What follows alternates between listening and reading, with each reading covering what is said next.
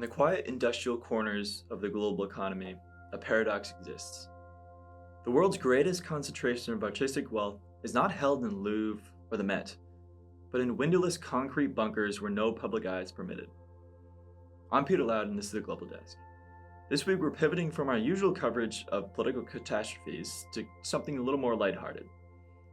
I'm especially interested in this not only because I was raised to appreciate great pieces of art by my father, who is a history teacher, but also because this investigation covers one of the most sophisticated organized crime operations in the world, the White-Gloved Syndicate.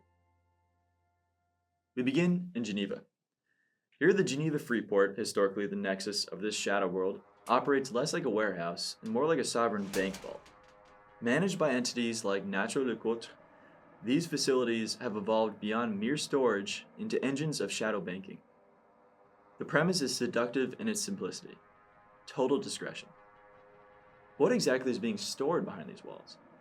Well, by leveraging the concept of in-transit legal status, buildings and assets sit in a jurisdictional limbo, effectively suspended in time and space and immune to value-added tax, and until recently, shielded from the prying eyes of global regulators. It's here that art ceases to be culture and transforms purely into financial instruments. To understand this mechanism, we must dissect the legal fiction of the Freeport. This is a flow of capital that never technically touches the ground. Through the suspension of VAT and customs duties, high net worth individuals and corporations utilize these zones for tax avoidance strategies that border on alchemy.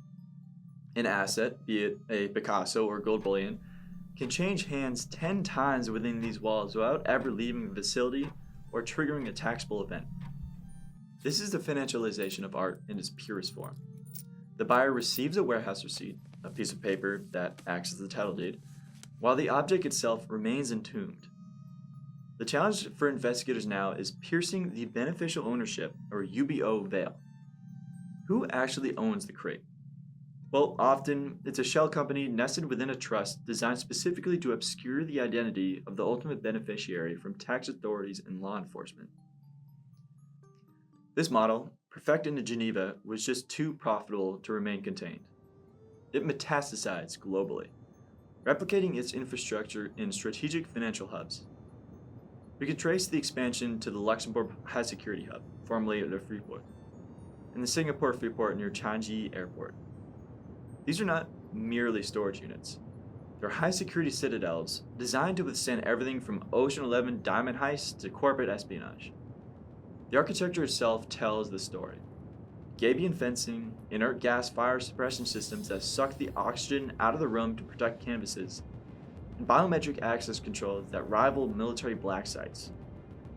This global triad, Switzerland, Luxembourg, and Singapore, creates a seamless corridor for the movement of illicit or tax-avoided wealth, allowing assets to hop between jurisdictions while remaining within the same operational ecosystem of secrecy. But how do these assets actually move? Well, they require a specialized logistics network, a white-glove service that operates in the shadows.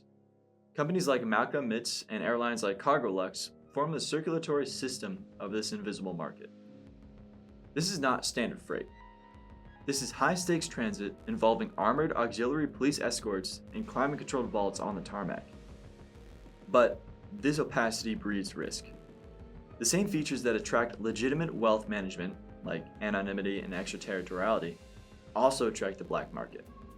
We see provenance gaps widen, we see looted antiquities vanish into the ecosystem, their history scrubbed clean by the passage of time in the dark. The implementation of the 5th Anti-Money Laundering Directive, or the AMLD5, has attempted to force transparency, demanding art market participants verify the identity of their customers. But the resistance from within the industry remains fierce. When the doors are locked, we turn to the sky. Open source intelligence, here on out OSINT, has become the primary tool for investigating these black boxes. By utilizing high-resolution remote sensing and synthetic aperture radar, or SAR, we can monitor transportation patterns that the naked eye misses. We analyze shipping manifests to cross-reference the movement of heavy cargo with flight logs into Luxembourg or Singapore.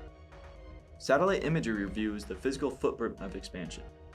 New climate-controlled wings, changes in perimeter security, and the flow of logistic vehicles.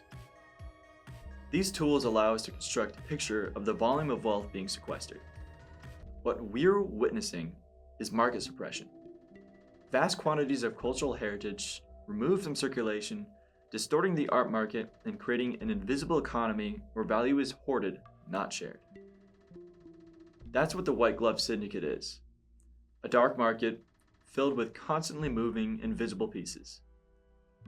Thousands of people and numerous companies exploit their wealth and anonymity to move priceless art, billions of dollars, and generational pride. The world's bounty is in the hands of a select few, with even fewer knowing the truth. That's all for the Global Desk this week.